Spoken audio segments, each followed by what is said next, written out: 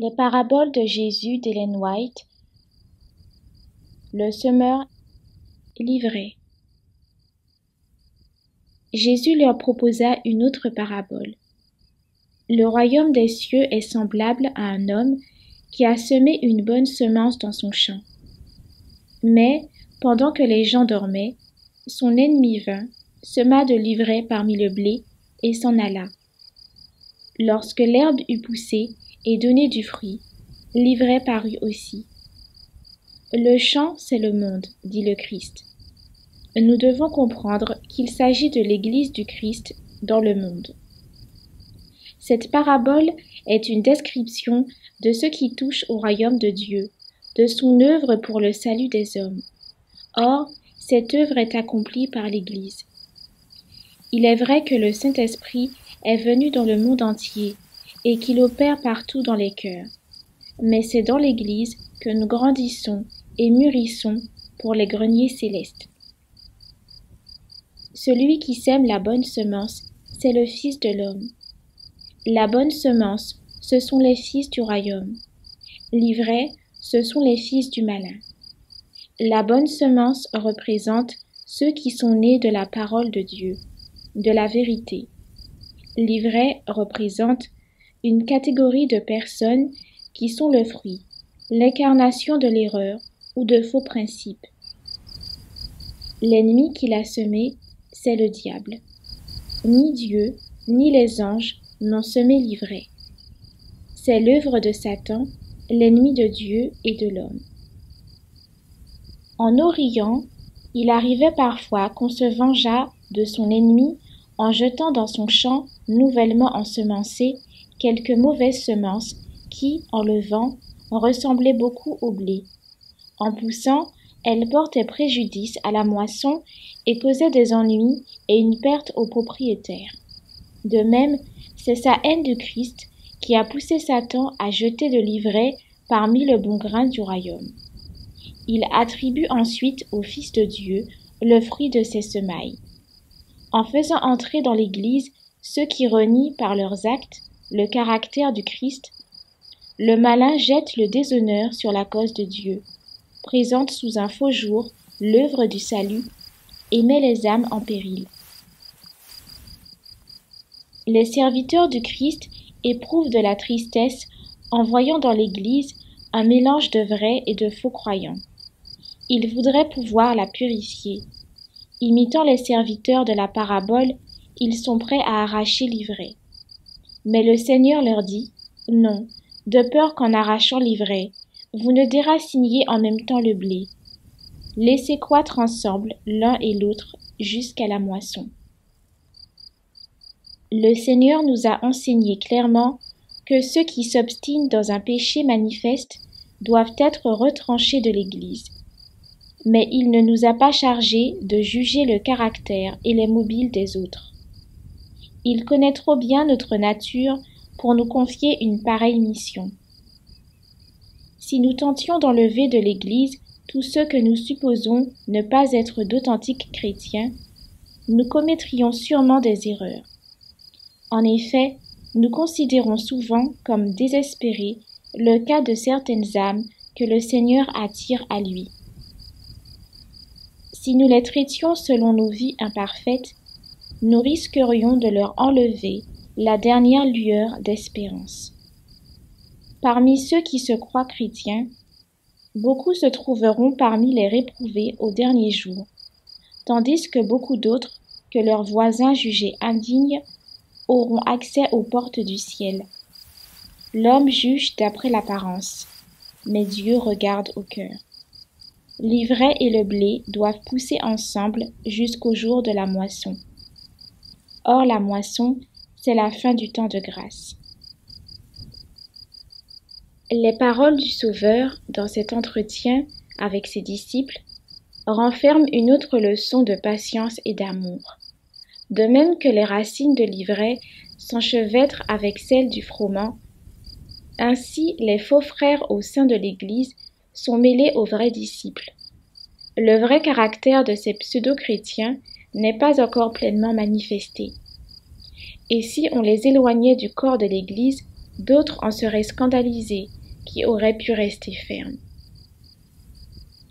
L'enseignement de cette parabole est mis en lumière par l'attitude de Dieu à l'égard des hommes et des anges. Satan est un séducteur. Quand il eut péché dans le ciel, les bons anges eux-mêmes ne discernèrent pas pleinement son véritable caractère. C'est pourquoi Dieu ne le détruisit pas immédiatement. S'il l'avait fait, les saints anges auraient pu douter de sa justice et de son amour. Or, un doute sur la bonté divine eût été semblable à une mauvaise semence qui aurait produit un fruit amer de péché et de misère. C'est pourquoi Satan fut épargné, afin de lui permettre de manifester pleinement son caractère. Depuis de longs siècles, le Seigneur a supporté le spectacle angoissant du mal. Il a consenti au don infini du calvaire plutôt que de voir des âmes séduites par le malin, car il n'était pas possible d'arracher l'ivraie sans mettre en danger l'existence du bon grain.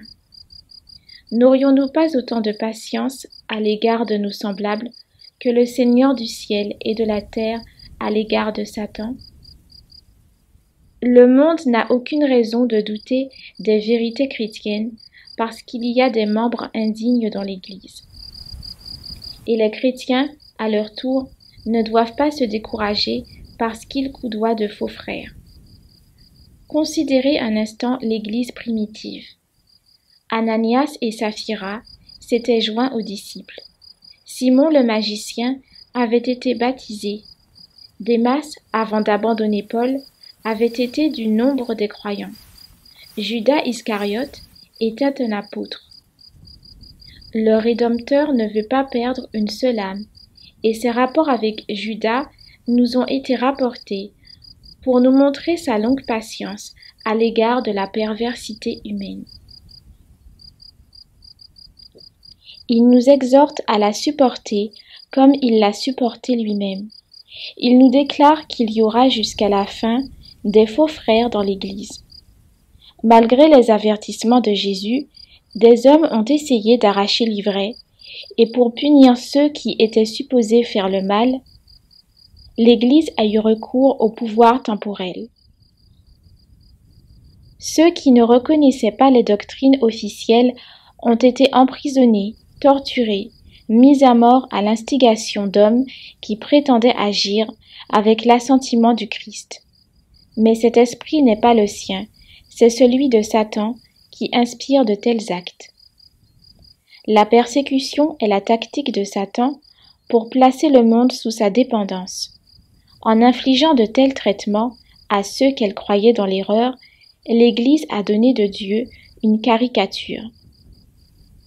La parabole du Seigneur nous apprend à nous défier de nous-mêmes et à rester dans l'humilité, ainsi qu'à nous abstenir de juger et de condamner les autres. Tout ce qui est semé dans le champ n'est pas du bon grain, et le fait d'appartenir à l'Église ne prouve pas nécessairement que l'on soit chrétien. Tant que le blé est en herbe, l'ivraie lui ressemble singulièrement. Mais cette confusion disparaît à mesure que le champ blanchit et que les épis se courbent, mûrs et bien pleins. Les pécheurs qui font profession de piété peuvent momentanément se mêler aux vrais disciples du Christ et par leur semblant de christianisme tromper beaucoup de gens. Mais au temps de la moisson du monde, il n'y aura pas de doute possible entre les bons et les mauvais. On verra alors ceux qui ne s'étaient joints qu'à l'Église et non au Christ. L'ivraie peut se mêler au froment et bénéficier avec lui de tous les avantages du soleil et de la pluie. Mais au temps de la moisson, on apercevra la différence entre le juste et le méchant, entre celui qui sert Dieu et celui qui ne le sert pas. Le Christ lui-même décidera quels sont ceux qui pourront faire partie de la famille céleste.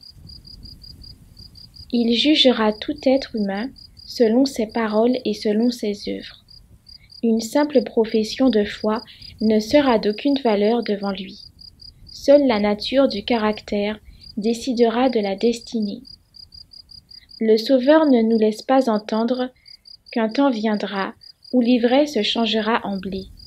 Le blé et l'ivraie croissent ensemble jusqu'à la moisson qui est la fin du monde. Alors l'ivraie sera liée en gerbe pour être brûlée, tandis que le blé sera amassé dans les greniers célestes. Alors les justes resplendiront comme le soleil dans le royaume de leur Père. Le Fils de l'homme enverra ses anges qui arracheront de son royaume tous les scandales et ceux qui commettent l'iniquité, et ils les jetteront dans la fournaise ardente où il y aura des pleurs et des grincements de dents. Retrouvez plus de lectures des ouvrages de l'Esprit de prophétie sur lerest.org.